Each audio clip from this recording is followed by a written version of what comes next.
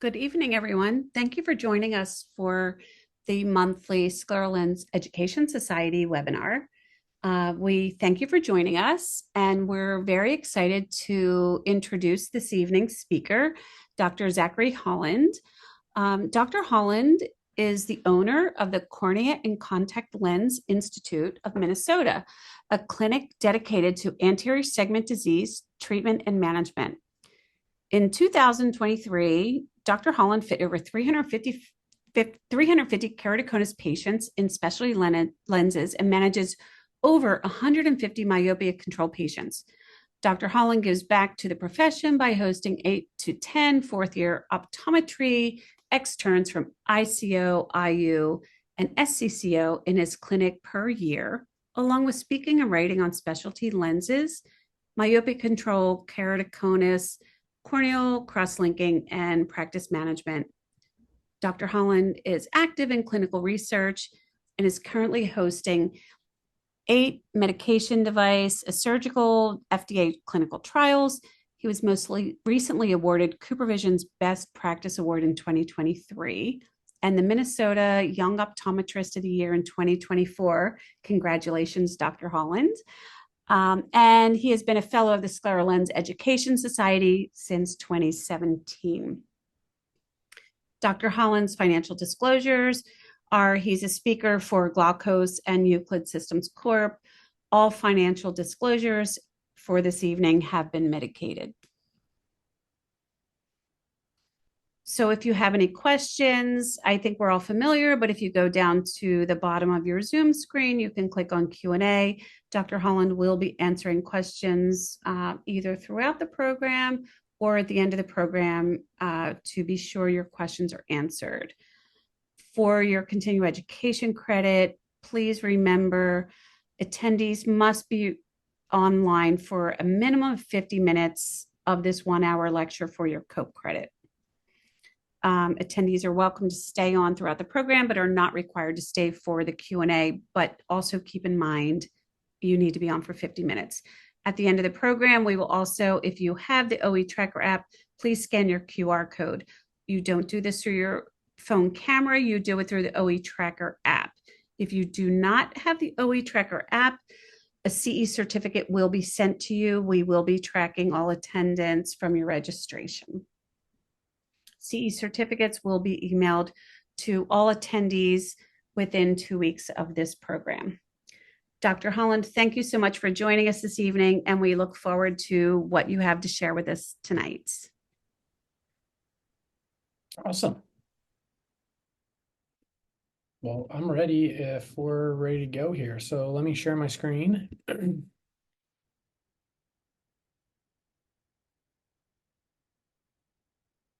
Here we go. Hopefully everyone can see that. Just get a couple things out of the way. Yeah, like I said, I'm Dr. Zach Holland. I practice in Minnesota, and I do a lot of specialty lens. And so I was asked to do troubleshooting about scleral lenses. And so the presentation has a lot of photos and videos. So we might reference some of those, but the first couple are mostly words. So we'll move along here. Yep, these are my disclosures. We do a bunch of research at the practice. So there's some other research projects that we are working on. So our objectives are mostly going to be to identifying our scleral lens issues that occur throughout the fitting process, being able to identify the solutions associated with those issues. And then I'm a really big proponent of talking to the patient, trying to understand the issues that they're having, and really being on a really good one-to-one, making sure you're communicating really well with the patient, because there's a lot of things that they're going to tell you that you can't really observe about the lens. And so that's just going to make you a better fitter if you can really communicate with your patient extremely well. So those are the objectives.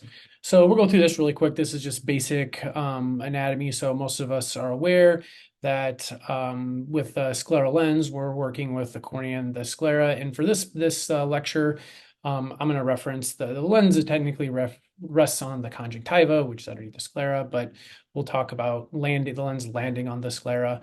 But the cornea, the lens vaults up over the cornea. We all are aware of that. And the cornea is obviously highly irregular in a lot of these patients. I mean, you can fit scleral lenses in a regular cornea, but most of the time, the purpose of the scleral lens is to correct irregular astigmatism. And that leads to improved visual quality for the patient, which is our main goal. And then when we bring in the scleral lens, I mean, obviously the lens lands on the conjunctiva, and the conjunctiva, now with more advancements in technology, we can image this, but is often probably less irregular than some of these more advanced keratoconus and maybe post-LASIK or RK or just corneal scar patients. And so the advantage of scleral lenses, frankly, I think fitting a scleral lens is significantly easier than fitting a GP lens because we just get to jump up over top all this irregularity, land on the sclera. And so ultimately, I mean, we're really fitting the scleral lens, the sclera. Less so we're fitting the cornea. We're vaulting up over top of that. And that gives us the benefit of, getting over the really difficult irregular curvature.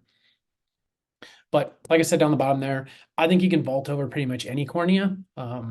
It's fitting the sclera is the issue that we'll be talking about for the most part.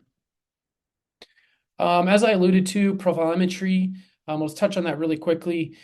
There's a handful of different devices out on the market now that can image the sclera, and that gives us the ability to really document, but also identify areas of difficulty fitting and irregularities that we really need to mimic the scleral landing curve with and match that with the scleral shape of the eye. And so by imaging that, we are not guesstimating the curvature as much anymore. So like I said, there's a handful of different devices on the market. This is just an example of one of them. And these are mostly based on elevation, which in my practice and my mentality of thinking about scleral lens fitting is scleral lenses are fit mostly on elevation, where gas permeable lenses, when we fit those, we think about base curve and curvature and making sure that they align with the curvature of the eye. With profilometry and scleral lens fitting, where you want to switch your brain to thinking about elevation. And so, but I kind of use the poor man's profilometry for the most part is a trial lens. Like you throw a trial lens on the patient's eye, and if the lens has a spherical alignment curve and it's lifting off in a spot, you know that that area is steeper. And so all of us have the ability to visualize the profilometry with your slit lamp. We just don't have all of us don't have the devices that image this, which are really cool and really nice advancements and allow us to do really awesome things as far as research goes. But I just want to make sure that all of you at home that are either starting scleral lens fitting or you want to get things up and rolling and improve your fitting abilities, you don't have to have all the fancy tools. I don't use an OCT, so this is the only profilometry image we're going to be looking at today. I don't use an OCT to fit lenses. I haven't taken an OCT over a scleral lens for probably 3 years. And so that just kind of hopefully gives you guys the confidence that with a slit lamp, you should be able to like dial things in and be a super successful scleral lens fitter. I think this is the last of the basic slides here. So it is important to understand scleral lens anatomy. Whichever lab you use can give you more details about the exact specifics of your lens. But basically, the basics are we have the base curve, the optical zone in the center of the cornea. That's labeled as number 1 there. You guys are going to tell I kind of learned how to use some Photoshop here and editing some photos. So this is my rudimentary way to mark these, but the center curve, you're vaulting up over the cornea. You're going to have some mid-peripheral curves. Sometimes those are proprietary to the manufacturer's fit philosophy. So that's column number 2 there. Number 3, you're going to have the limbal curve. And then number 4, you're going to have the alignment curve. Now this has a lot of different names. Sometimes you'll reference this as haptics or landing zone fitting curve. I've also heard back toric. I'm not sure if that's exactly like a proper terminology, but I've heard some labs call a toric alignment curve a back toric. So if you hear these type of things, that we're going to be talking about each of these different categories throughout the process here, because each of these individual pieces all add up to a successful fitting. If one of them is not fit properly, you're going to have very specific problems with your fit. The fifth final piece, the tear reservoir between the cornea and the lens. There's some terminology out there. I believe it's been termed the post-lens tear fluid layer. That's a mouthful.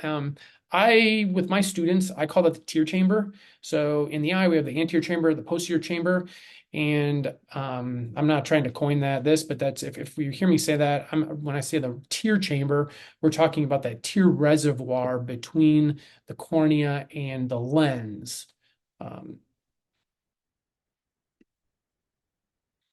This must be the last one here. So, like I said, mentioned earlier, and we want to alter our perception of how we're fitting the lenses and the terminology you use. So when you're calling consultation and telling them what you want to do or describing to the lens, when we're talking about the center of the lens, we're talking about increasing the sagittal height by 100 microns. Maybe you're decreasing the limbal clearance by 50 microns. I don't talk in base curve very often, in curvature very often when we're talking about scleral lenses. But it is appropriate to align the base curve or back optical zone radius of the lens with the profile of the cornea. You don't want a super flat lens of the base curve to be matching a super steep cornea. You're running other issues. So you do want to align the base curve of the lens with the quote unquote curvature elevation of the cornea and the eye you're fitting. And then the sclera, I'm also often referencing in association to the lens to the sclera. Do we need to go steeper or tighter or looser, flatter? These are vocabulary words that you want to get used to using. And this is the art of fitting scleral lenses, is when you fit the lens on the sclera. I'm a really big proponent of looking at the lens with your slit lamp and just identifying the curvature of the lens that you want to adjust in a magnitude amount. And I have some tips and tricks that we can go over on how I accomplish this. But again, that's where your vocabulary is really going to want to change from when you're referencing gas permeable GP lenses.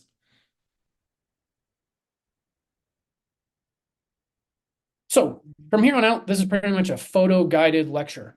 And the way I organize this lecture, because it's fairly complicated to organize a lecture, or I felt it was complicated to organize a lecture on troubleshooting scleral lenses without actually showing you all what scleral lenses are on the eye. So I have a bunch of cases coming up, just individual photos on hurdles and issues that I've had going on. And there's really three columns that I have identified. One is looking at the eye before you have a lens on, identifying problems that are going to arise. And we're going to look at issues in the center of the cornea, the mid-periphery, the limbal area, and the alignment. And then number two, we're going to look at when you put a diagnostic lens on the eye, identifying problems that potentially are going to show up, or if you have a lens that you've ordered, that you are identifying an issue with the lens that you want to adjust at all those four locations. And then the third spot is the patient comes in, they start telling you about a problem they have, and you have to identify where that problem is arising from and alter that specific curve. So really, I kind of have 12-ish or so categories of troubleshooting. Some of these, there's some meshing between them, but that's kind of how we're going to organize the lecture kind of going forward. So here comes the exciting part. So step one, you get a patient referred in for a consultation. It's a doctor who, maybe it's a cornea surgeon. Your patient had a bilateral hepatic infection, and they have these scars in the front surface of the eye. Their vision, this patient was around 2,100 out of spectacles, and they say, hey, Dr. Holland, I think that this patient is a good candidate for scleral lens. The patient comes in, they don't know anything about this. And you know what? Frankly, I tell patients a lot of times when I'm doing the consultation, look, I don't know how well this is going to fix your issue. Not until we get a lens on your eye am I going to be able to tell how well this vision is going to improve for you. And so during my consultation, I often do put a trial lens on eye before I even bill for anything, because I don't know if this is worth my time in pursuing, especially the image on the left there. Maybe the patient doesn't have any improvement in acuity and they don't want to pay for a lens, depending on what their insurance coverage is. And so I'm giving the patient an idea on how much this is going to improve their life, and as far as visual acuity goes, is a large chunk of what you need to do during a consultation. And vocalizing that to the patient. I know if you're fitting scleral lenses on a high volume, sometimes we forget about this. We just put a lens on, but the patient, this is new for them every time. And so they really need to be held their hand and walk along the process and say, this is kind of what our expected vision is going to be. Put a lens on, you over refract, and then they're often, depending on their level of improvement, wowed. So this patient ended up improving to around 20/30 in the right eye, which is the image on the left, and then 20/20 in the left eye, which is the image on the right. And then doing your over refraction. I mean, you're doing a sphere sill over refraction. I'm not always ordering a lens with front surface toricity initially, but I think it's a good idea to do that initially so you can really determine the patient's best corrected acuity with a lens on and give them an expectation of where this is going to go and where the best they'll be able to see. Still staying in the center of the cornea, we have identifying more problems, corneal guttata. There is at its core, is fitting a scleral lens on the patient safe for the patient? Are we going to create another problem? Corneal guttata, while inherent, is not a contraindication to scleral lens wear. It may complicate things for you. And so identifying this beforehand is a good idea. I think it was Dr. Sint who gave us the number somewhere between like 750 micron or 750 cells per millimeter squared is kind of the generally accepted number of, that's a threshold of. Below that, you might run into some major issues with fitting a lens. They may not be a good candidate for a scleral lens. Above that, typically they can accept a scleral lens. There's a lot of nuance here on the size and number and details there, but I think that's kind of the generally accepted number. I have an endothelial cell check. Frankly, I don't use it on hardly any individuals outside of just my own interest of quantifying that sometimes. And then the image on the right is a patient that has had a PK, and this is after they've been fit with a scleral lens. This kind of deviates from my protocol here, but I'm trying to show you that they can have corneal edema, and there's a little bit of SPKs. And if you notice there, those little tiny black dots there in the center of the cornea are microcystic edema. So this patient has swelling from the lens on the front surface of the eye. And so we want to modify our lens in a way to, if possible, eliminate these things. Because at the core, we should be doing no harm as doctors.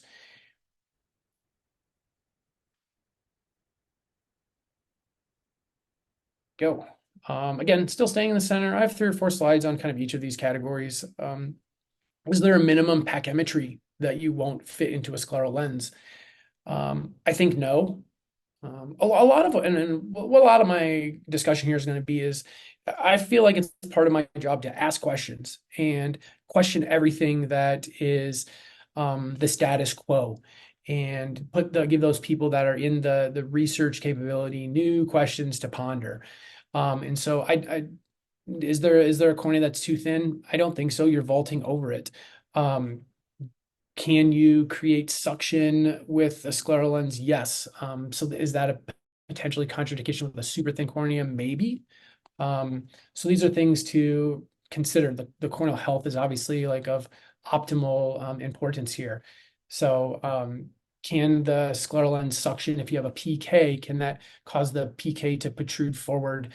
I've seen cases where that's happened, not personally, but there have been presentations where or cases presented. So these are things that are all, when you're looking at the eye, again, things that you want to consider. You want to design a lens to avoid these hurdles. If I can give some advice to any new grads, and maybe old, I don't think I'm an old grad, maybe now, is yeah, continue to question things. Like, what are you missing? When I'm looking at a lens fit, it's like, what am I missing? What can't I, what am I not seeing here?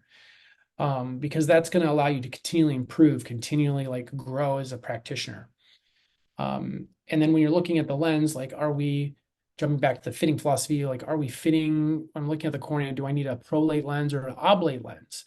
Kind of get into this a little bit down the road. Prolates are more designed for a center steep cornea, so often in a cornea or in a keratoconus patient, you're fitting a prolate lens, where maybe they have a PK or post LASIK or Intacs or Saltzmans, maybe you're fitting an oblate or a flatter base curve lens. So these are all things that I'm considering when I'm looking at a lens, like sagittal height.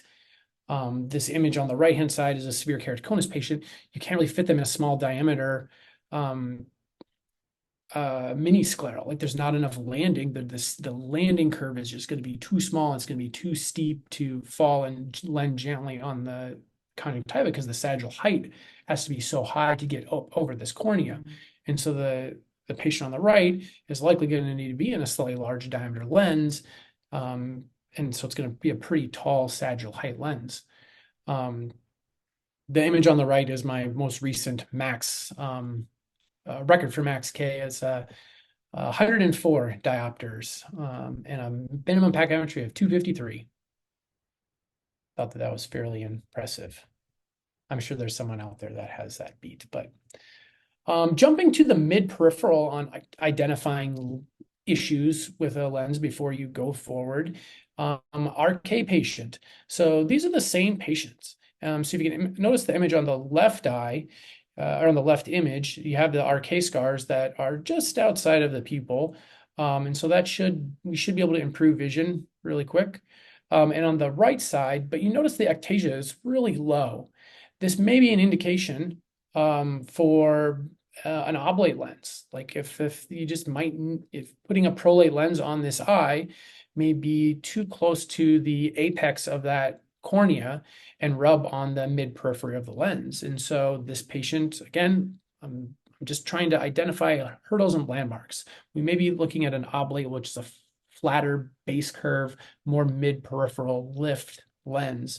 So from a sagittal height area, that mid-periphery is lifted up a little bit more.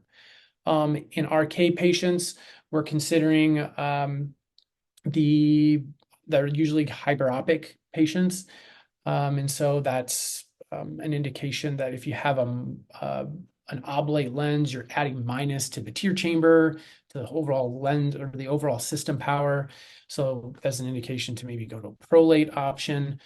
But we want to make sure that we're getting good quality oxygen to the cornea. We don't want vascularization growing in those scars. And the variability in the vision in the RK patient is stabilized easier with a scleral lens. But we do know these patients, they shift in their prescription pretty significantly from a day-to-day basis. Oh, I'm kind of old school. If you guys know the old Word document, I think his name is Clippy. Clippy's going to give us some advice on some of the slides here. So that's what he's doing there. Try to sprinkle in some of that. Saltzman's nodules, these are by far my most difficult patients. Oh man, they're so tough. The great thing is usually they have pretty good quality vision. It's just they have these opacities in the mid-periphery that you're going to need to vault up over top. So on the left-hand side, on the right-hand side, we've noticed that there's a Saltzman nodule there. There's not a lens on. We need to elevate over top of that. On the left-hand side is a lens that has some central clearance between the back surface of the scleral lens and the lesion on the mid-periphery. So usually these lesions are superior nasal. which makes it extremely difficult to vault over with a scleral lens because, as all of us know, scleral lenses decenter, typically inferior temporal, because of the anatomy of the sclera, the weight from gravity just pulling the lens down and out. And so centering a lens is extremely difficult or extremely important and difficult in all our patients, but specifically Saltzman's nodule patients, because you don't want the lens rubbing on that nodule and irritating the patient. And so anytime I see a Saltzman's patient, I'm skeptical of the height of the lesion. Is this even worth doing for the patient? How much are we improving with the actual with the scleral lens, with the amount of work we need to put in? Mid-periphery, I think this is the last mid-peripheral thing that we're going to look at is I kind of classified these vascularization as an indication to increase the decay of the lens. We may be altering the base curve of the lens to increase oxygen to the cornea. You can ask your lab to thin the lens or fit closer to the cornea, like lower that tear chamber, the sagittal height of the lens. And generally, if I have a patient that's fit closer to the cornea, and they might have had oxygen issues in the past or fogging issues in the past. But you can put fenestrations channels. Different labs have different capabilities to increase tear flow and oxygen into the cornea. I don't fit lenses with fenestrations. That's a really niche thing, and the people that do that are awesome and amazing. And if one of your questions is on fenestrations, I have to default to decline that to someone else because that's not my area of expertise. And then I have some individuals that no matter what we do, their cornea is very difficult and doesn't like wearing a lens. And so we recommend intermittent lens wear. They just wear it for a few hours, a few days a week. And so that's a realistic option for some individuals. It's sometimes just a perfect fit. The eye just can't tolerate it. And then maybe we switch to a GP lens. I mean, there's indications there too. So not everyone has to be fit in a scleral lens. It's not a magic bullet. It doesn't fix every single problem that we have. Sometimes we don't fit the patient in a scleral lens. The image on the right was a patient that had many surgeries, a glaucoma surgery, a PK, retinal detachment. They referred to me.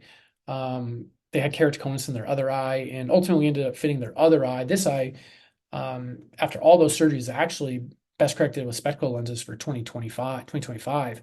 And so we elected, because of the complexity of that elevation, that super far out mid-peripheral limbal area, would be extremely difficult to fit. And for the amount of work and energy that it would take to fit this lens, the patient is probably not going to improve acuity as much. The surgeon offered to shave it down.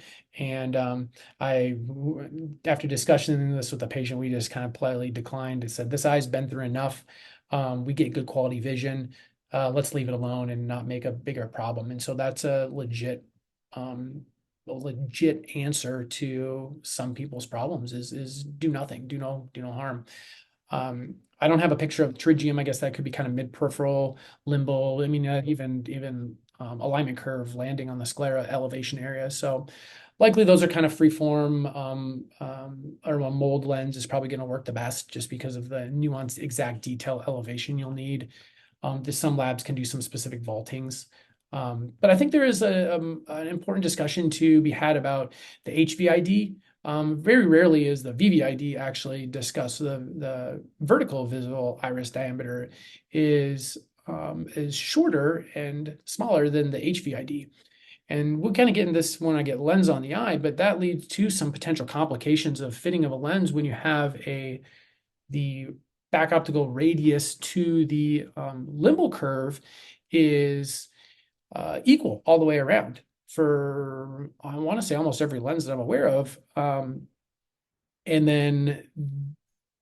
that doesn't match the actual anatomy of the cornea. And so I think potentially next step for some lens manufacturers is start making oval shaped land limbal curves.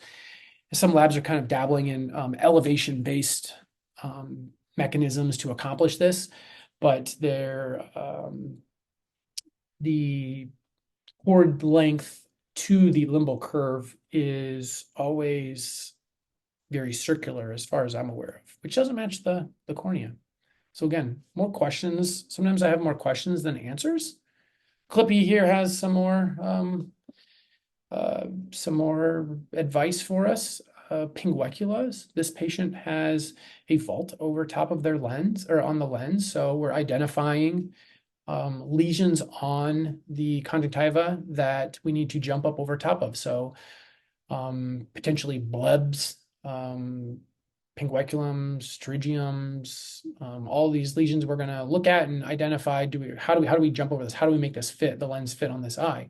And so just make sure if you are going to make a vault or a notch, you're measuring the lens rotation, the location, the decentration, the lesion diameter, and height. So they're going to need these five measurements to design and create the appropriate vault or notch on your lens.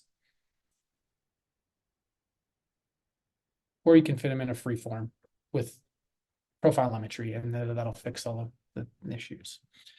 Minor U-turn here. I like doing lectures that are very interaction based, but I get no interaction here on these live webinars. So which is better, one or two? The questions we ask every day. Normally I'd ask the audience, and everyone would say number one is way better. Trick question, these are actually the same lens on both eyes. So the lighting that you're using is very important. In option number two here, I've artificially created that shadow along the edge of the lens in an attempt to show the audience that a shadow is not always bad. In textbooks, they say, okay, the shadow notates the lens is lifting off. You can clearly see in number one that is not the case. So just make sure that you're paying close attention to the lighting that you're using and the angle of the light you're using to make sure that we're fitting the patient properly. I use a lot of white light with my scleral lenses. I don't use a lot of fluorescein except for to document limbal clearance. So you'll see the images here, but a lot of them have white light. And then the alignment curve obviously is white light too. So gaze dependent alignment. So those of you that use OCTs, the sclera is going to change shape in looking in different curves or in different areas. So when you look down, you can see, again, this is the same lens on the same eye. The image on the left-hand side looks pretty good. On the image on the right, the patient looks down, we have that edge of blanching. So when the eye looks up, down, left, right, the rectus muscles are pulling on the conjunctiva and sclera and altering the shape. And so the lens is blanching in that area. That doesn't mean that is a bad fit. So make sure if you're doing OCT imaging that you're not having the patient look in these extreme gazes when you're doing the imaging, because it'll give you a distorted perception of what the lens is actually interacting with the sclera. That's part of the reason why I don't do some of the OCTs. All of the videos I have here I've labeled, so I don't forget to play them. Let me play this here. So if you don't believe me, looking straight ahead, that looks pretty good, right? Looking down, we have a little bit of blanching there. Same thing in every other position too. So this just shows superior and inferior. So looking straight ahead, pretty good. The patient looks up. We have a little bit of blanching there. Again, if we're in a quadrant specific alignment curve, a little bit of blanching, a little bit, I mean, there's some leniency here because you only have typically four quadrants to adjust. But I just want to make sure that people understand that we're not looking, especially even when you're evaluating with the slit lamp, you want the patient to be looking straight ahead. Don't be having them look up, down, left, right to evaluate this stuff, because it's going to distort your perception of how the lens is fitting. I know it's difficult to see the superior alignment curve in some individuals, but with the lid hanging down, but that's just what's going on with the lens. Sorry, I'll get to the next. There we go. The patient is complaining about variable vision. So there's two main things that I like to harp on with my fourth year students is this variable vision from tear chamber fogging, Or is this variable vision from incomplete blink or a anterior surface wettability issue? So you can see on the right-hand side, this patient is going to be complaining of intermittent blurry vision, comes and goes. They can use artificial tears, they blink more, it improves. And we all know that tear chamber fogging just causes progressive haziness, almost like a snow globe, that debris accumulates on the posterior chamber, or sorry, the tear chamber of the lens, and just fogs their vision. And that is typically an alignment curve issue or maybe a centration issue. So we'll kind of get into that as things go down the road. But this is something that you have to ask your patients. And so I often ask them these very specific questions before I even look at the lens. I ask them, is there anything you do that helps improve your vision? Or does it just get worse and worse and worse throughout the day? So again, history is extremely important in talking with these individuals.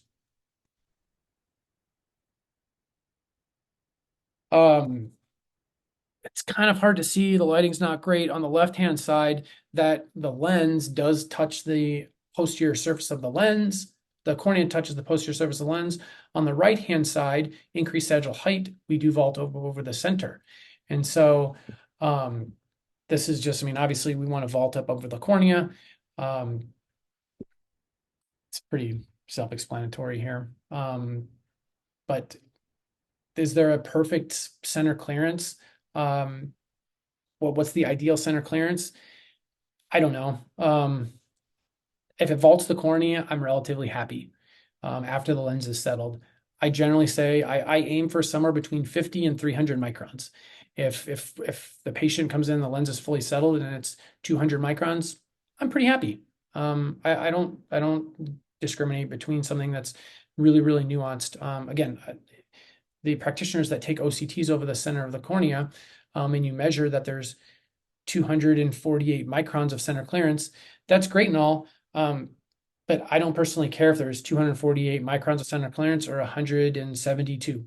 That is the same fitting for me for the majority of patients. And so that's why I'm just looking with a slit lamp. The image on the right here, I think it is important to discriminate. In this patient, I would document in my chart, there's a difference in the center clearance between the apex of the cornea and the visual axis. So the visual axis here, the patient probably has like 300 microns, maybe 400 microns of center clearance, where at the apex of the cornea, maybe that's about 100 microns, if the lens thickness is about maybe 350, 300 microns. Okay, so you have a lens on the eye. We're to column number 2 here. Now we have the lens on the eye. We're looking for issues. Centration is a big issue. These are higher order aberration correcting scleral lenses. They don't have HOAs in them, but they have these dots on them to help identify some landmarks to notate this. So I put the red lines on here, and this is a way that you're going to use the landmarks of the lens to help determine how well centered is it. And so I thought this was just a great example of identifying the centration. So these lenses are decentered. Actually, I have the right eye on the right and the left eye on the left, so they're switched. So these actually are decentered inferior temporal, both eyes. But how do we center the lens better? Usually it's the alignment curve that will adjust. So we'll get into that as things progress here towards the end of the presentation. How else do you determine the centration of the lens? More video here. This lens on the left-hand side decenters there. So when I let go of the lens, you can see that superior area has on the limbal clearance is starting to lose its fluorescein. But I play it again here for you. So I'll hold the lens in position, and this tells me that if we can align the lens properly, the fit will look good. Like right there, if I can align it perfectly, the fit will look great. This is a decentration issue, not a limbal clearance issue. If you are looking at a lens and not holding it in position, let me just back that up a little bit. If you're just looking at the lens without holding it into position, right here, you're going to say, oh, I don't have enough limbal clearance superiorly. I need to call my lab and increase the limbal clearance superiorly. That's not the problem with this lens. This lens needs to be centered better to help improve the limbal clearance. On the right-hand side, a way to quantify the alignment curve is to nudge the edge of the lens there with your finger on the edge of the edge of the lid margin and kind of compress the cons. This is the art of fitting scleral lenses, is looking at a lens and determining how much adjustment do I need to make? Do I need to change that 50 micron? Do I need to steepen that 50 microns? Do I need to steepen that 100 microns? Often my students ask me, look, well, why did you change this patient's lens 3 steps and the last patient's 4? And sometimes I have to tell them, I don't know, it just felt right. It's a feeling that you have after you've seen many of these lenses. It comes to you and it's like, oh, that's 3 steps too steep, or that's 3 steps too flat. And so that will come a time for some of the new practitioners. But that's how I evaluate the for centration. Other ways to identify centration, on the left-hand side here, we have the tear chamber is decentered. You see it's thicker down towards the bottom and skinny at the top. That tells me with the decentrate, the lens is decentered. On the right-hand side, we have, I don't know if I can zoom in on that. There are flat horizontal markings. I know that it's really difficult to image some of the lens markings. There's little flat markings on the horizontal meridian from the lens. And if we connect those two, that's the optical center of the lens. And clearly that does not go through the optical center of the eye. It just tells me that the lens is decentered.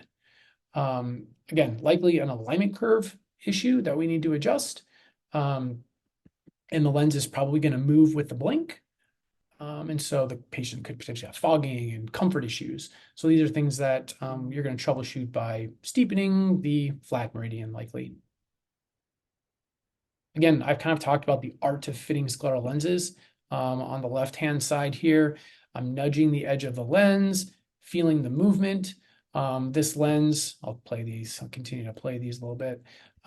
This lens has fully settled in the patient's eye. They've come to me after wearing it for a few hours and I nudge it. It's a little bit loose there.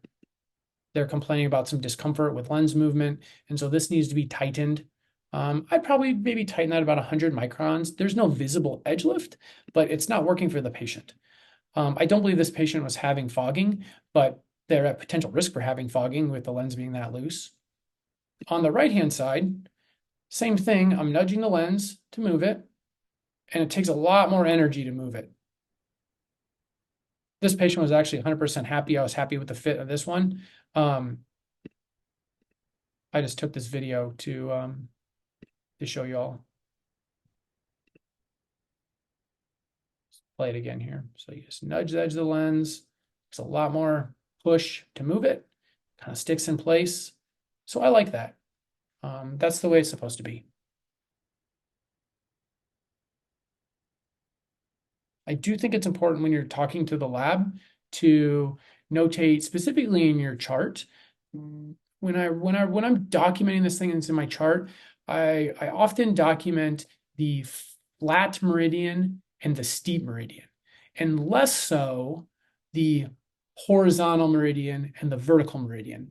The lab can get confused if you're talking about horizontal and vertical meridian if the lens is rotated 90 degrees. And so I often speak in flat and steep meridian.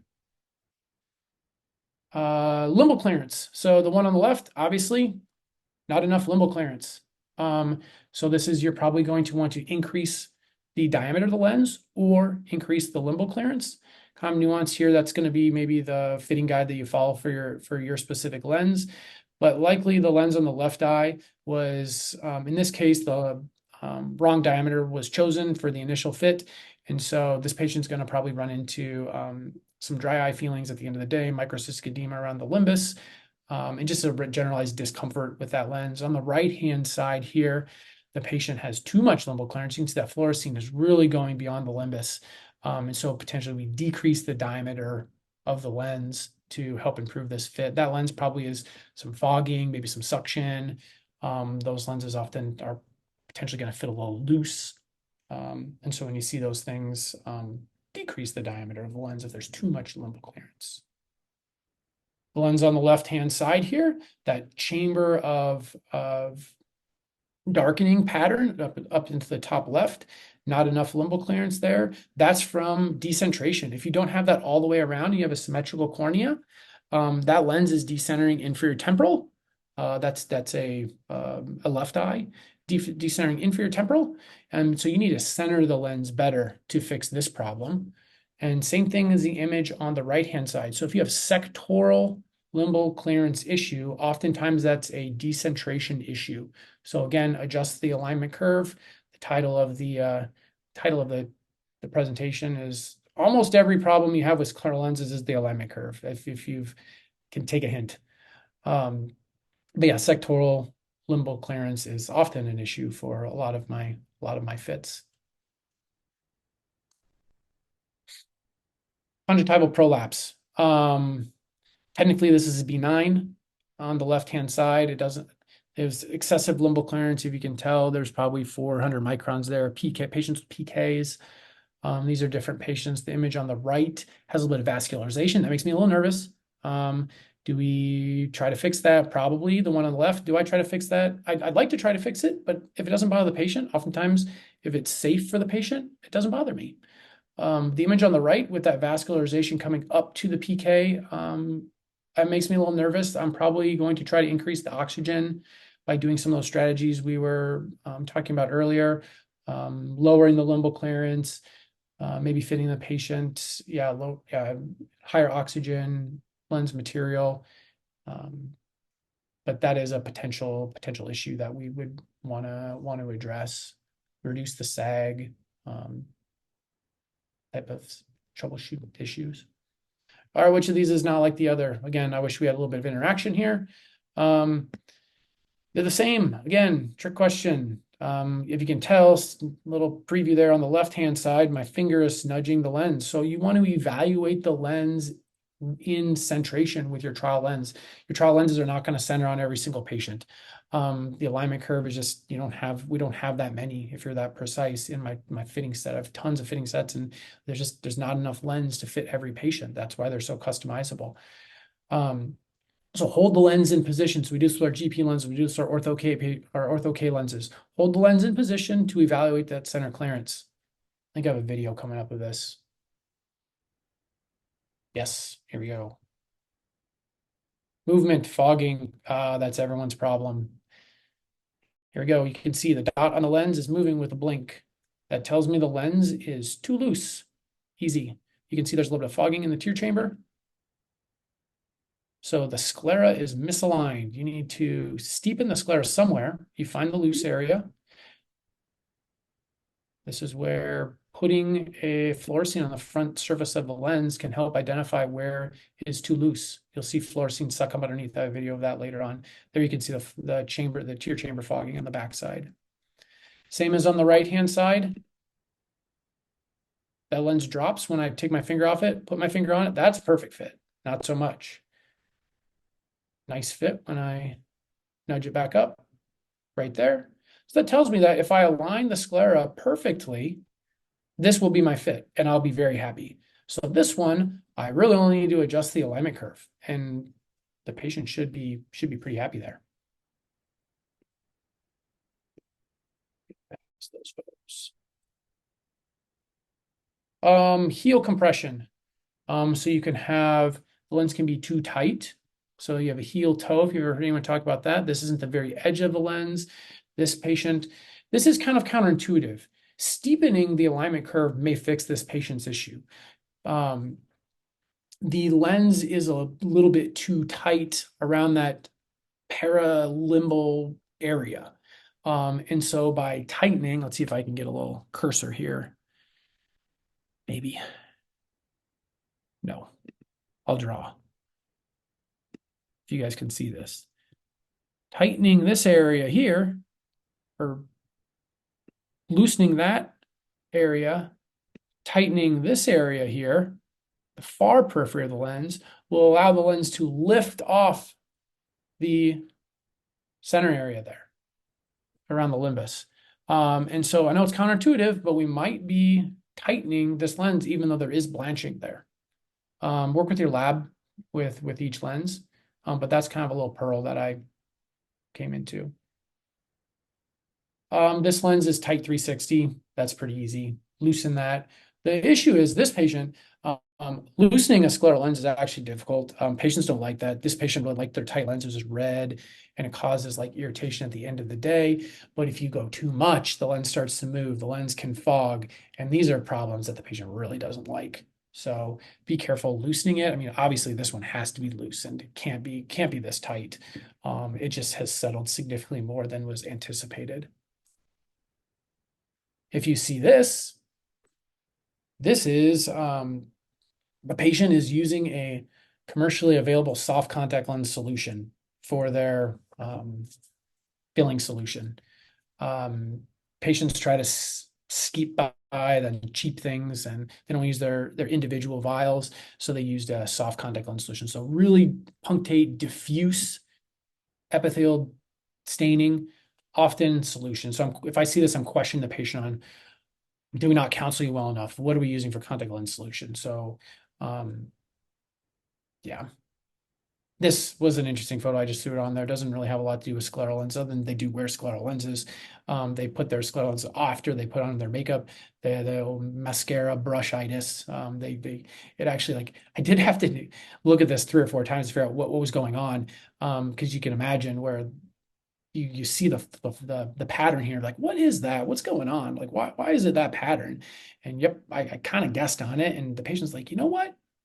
That might be right. So they were more particular about their mascara, putting it on, and it improved. So look at the fluorescein pattern and use the pattern to help dictate what's going on is kind of what I'm getting at here. No, it doesn't really have a lot to do with scleral lenses. Epithelial bogging happens with scleral lenses, increasing the oxygen permeability of the lens. Is going to, I know we've talked about this, increase in the decay, fenestration, channels, limit wear, switch to a GP.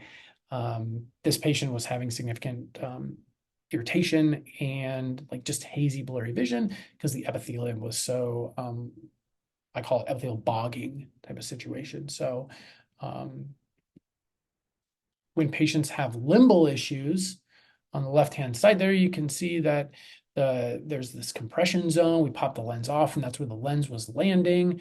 And on the right-hand side, you can see there's that microcystic edema, those little tiny black dots there. These patients often complain of dryness at the end of the day. My eye, it doesn't hurt. They can't really identify where the lens is irritating them. So if the patient's complaining about eye irritation, I'll ask them, can you tell me where? Point to it on the eye that your eye is irritated.